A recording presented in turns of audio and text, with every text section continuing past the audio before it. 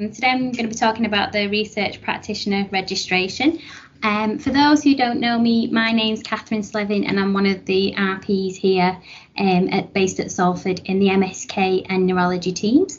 I was one of the first registered RPs in Greater Manchester and I sit on the CRP leadership group across the UK. So just an overview of today, we're going to talk about what a research practitioner is, and going forwards I'll just refer to that role as an RP. The history of RP accreditation, guidance for completion, guidance for confirmers or advisors, then there's questions at the end, and then there's just a page with links on. Okay, so what is a research practitioner? It's an umbrella term really for a group of roles that essentially all do the same job. So it could be clinical research practitioner, research assistant, clinical trials practitioner, clinical studies officer, assistant clinical research practitioners are just a few to name. The role itself has been around for quite a few years, but in recent times they've become more prominent in research delivery. I just want to say that the role is not a competing role, but is there to complement, enhance the research delivery team and the care we deliver to our patients. And it's similar to other emerging roles with our clinical colleagues, such as the advanced clinical practitioner, the physician's associate, and the nursing associate. The journey to accreditation, it's been in development for a few years, and there was a working group across the UK that consisted of RPs, nurses, AHPs, representatives from the Academy for Healthcare Sciences. In 2018, the CRP directory was launched by AHCS, and this was needed to establish the profession and to get as many people on there to give us an idea of how many people out there did this type of role. In 2020, the Professional Standards Agency approved the accreditation as part of the Academy for Healthcare Sciences. The Professional Standards Agency is a body that sets the standards for accredited registers of people who work in health and social care. And then in April 2021, the registration for accreditation opened to the first applicants. So the process for application. At present, this is only open to people who have a degree. The route for application for non-degree applicants is in process at the minute. Hopefully it should go live towards the end of the year, but we're still waiting on confirmation of that. What I would say for anyone who wants to apply through that non-graduate route, it's never too early to start collecting evidence for your portfolio. Portfolios can be either electronic or hard copies, and that applies for everybody. In there you can put things like copies of any clinical skills, feedbacks, any other certificates such as leadership. I just want to reiterate that this registration is not just for band 6, is it? You can be a band 4 and apply for this role. I just want to make that really clear, because I know we've had some feedback that in the working group that that people thought it was only certain bands, and it's not the case at all. The choice to move to a degree-based registration is to bring us in line with other clinical professions within the NHS. So the process is you need to be a member of the CRP directory, and that's free to join. And anybody who's in that patient-facing delivery role, I would urge you to join that. It takes about 10 to 15 hours to complete everything and gather all your evidence. It could be less for some people. It costs £30 per year, and revalidation is every 3 years. You will need a copy of your GCP and your degree certificate. You'll need 3 reflective pieces, which I'll come on to shortly. Confirmation of your application signed by your approver, and your documented assurance of practice development. And this covers things about are you up to date with mandatory training, what sort of delivery environment you work in, feedback as well. And all this application is done online. So there's 3 reflective pieces. There's professional accountability, leadership, and working across boundaries. And the next 3 slides are ideas around what each of those topics could encompass.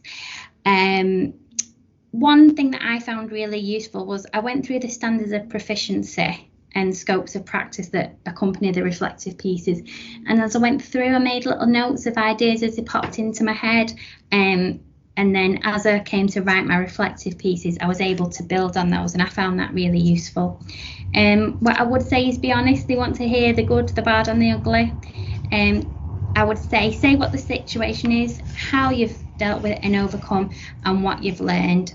The situations don't have to be of grandeur. It's what's important to yourself and what you have learned. So for professional accountability, we could talk about incidental findings, mistakes, patient care, relationships with our colleagues or stakeholders. What I will say is, regardless of registration, we all have a duty of care to our patients. Moving on to leadership. You don't have to be in a management position or line management or have any experience of that. If you do, great, you can reflect on these, but other topics you could talk around how you're a research advocate, training that you've delivered, what your leadership style might be, any coaching, mentoring or buddying, studies that you run could be another example. Working across boundaries. So this can include training that you've undertaken to work in different departments. You could reflect on COVID, when lots of people were redeployed to different teams and it wasn't necessarily within research.